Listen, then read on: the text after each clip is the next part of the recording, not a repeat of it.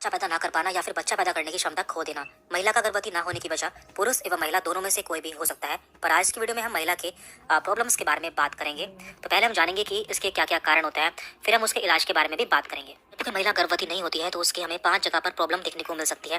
तो पहले यहाँ पर ट्यूबल फैक्टर्स जो कि 25 से 30% देखने को मिलती है।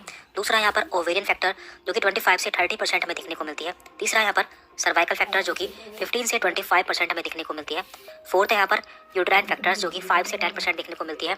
एंड फिफ्थ है अनएक्सप्लेन्ड जो कि हमें 10 से 15% देखने को मिलता है। तो यहाँ पे ट्यूबल क्या है, देखिए महिला में एक ट्यूब या फिर नली पाई जाती है जो कि उसके अंडाशय को उसके गर्भाशय से जोड़ती है। दूसरा था यहाँ पर ओवेरियन फैक्टर मीन्स अंडाशय में कोई प्रॉब्लम हो जाती है। तीसरा है सर्वाइकल, सर्वाइकल मतलब होता है गर्भाशय का मुंह या मुख।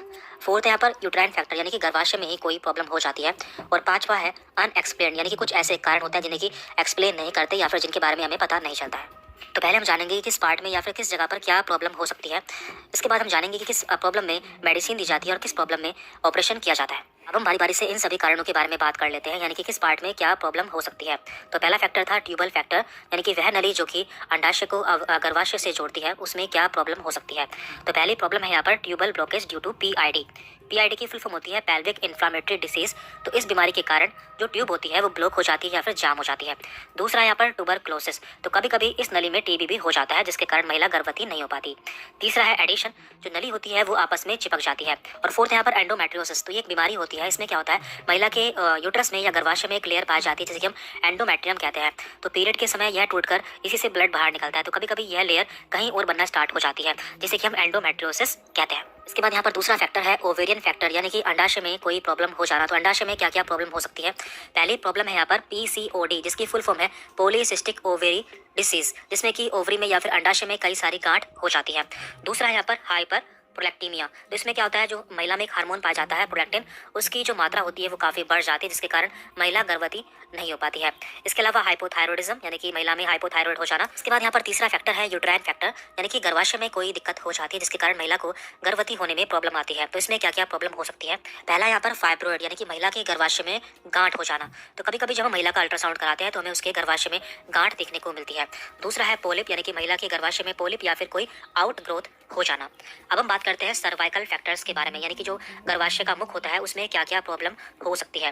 पहली प्रॉब्लम है यहाँ पर सर्विसाइटिस, तो इसमें क्या होता है, जो महिला का सर्विक्स होता है या फिर जो महिला का गर्भाशय का मुख होता है उसमें इन्फेक्शन हो जाता है। इसके बाद यहाँ पर दूसरी प्रॉब्लम है होस्टाइल सर्वाइकल म्यूकस। देखिए नॉर्मली जो महिला का गर्भाशय होता है उसमें एक म्यूकस या फिर तरल पदार्थ पाया जाता है जो कि काफी पतला होता है, लेकिन कई बार ये काफी गाढ़ा हो जाता है जिससे महिला को गर्भवती होने में प्रॉब्लम आ सकती है। यहाँ पर हमारा लास्ट फैक्टर है सिस्टमिक फैक्टर या फिर अनएक्सप्लेन्ड फैक्टर। इसमें आता है डायबिटीज यानी कि शुगर हो जाना, हाइपोथायरॉयडिज्म, हाइपरथायरॉयडिज्म या फिर rapid weight loss with very low BMI, यानी कि महिला का अचानक से बहुत तेजी से वजन कम हो जाने से भी उसे गर्भवती होने में दिक्कत आ सकती है। अब हम जान लेते हैं कि हमें महिला की जांच कैसे करनी होती है, किस महिला को मेडिसिन देनी होती है और किस महिला को ऑपरेशन की जरूरत होती है।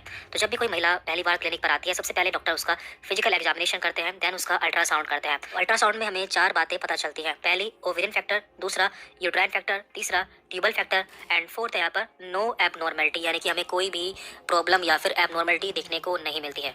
तो पहले हम बात करते हैं ओवेरियन फैक्टर्स की, यानी कि अंडाशय में हमें क्या क्या प्रॉब्लम देखने को मिलती है। तो हमने देखा था कि अंडाशय में हमें पीसीओडी, तो पीसीओडी में क्या ट्रीटमेंट करते हैं, इसमें मेटफॉर्मिन आदि कुछ दवाएं देते हैं। तो क्या क्या दवाएं देते हैं, उनकी क्या डोज होती है, इस पर हम पहले ही वीडियो अपलोड कर चुके हैं। यदि आपने वो वीडियो नहीं देखी है तो उसका लिंक हम आपको नीचे डिस्क्रिप्शन बॉक्स में दे देंगे। दूसरी प्रॉब्लम थी हाइपर प्रोलैक्टीमिया यानी कि प्रोलैक्टिन हार्मोन का बढ़ जाना, तो इसमें ब्रोमोक्रिप्टिन जैसी दवाएं दी जाती है। तीसरा था हाइपोथायरॉयडिज्म, तो हाइपोथायरॉयडिज्म में थायरोक्सिन जैसी दवाएं दी जाती है।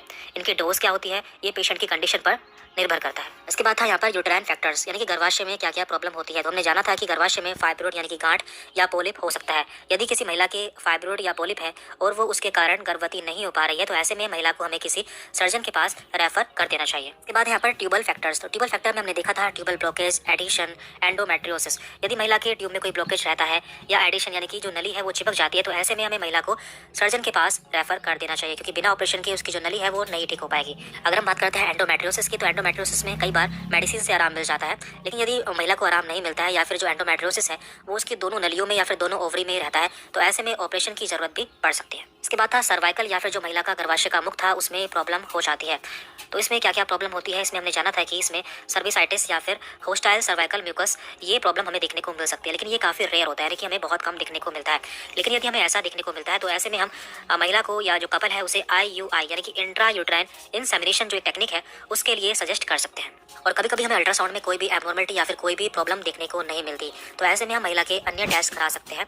यदि हमें लगता है कि उसे ये प्रॉब्लम हो सकती है तो हम उसकी जांच करा सकते हैं, जैसे कि थायराइड की जांच, शुगर की जांच, या फिर यदि महिला का वजन काफ़ी तेजी से कम हो रहा है तो ऐसे में हम उसकी TB की जांच भी करा सकते हैं।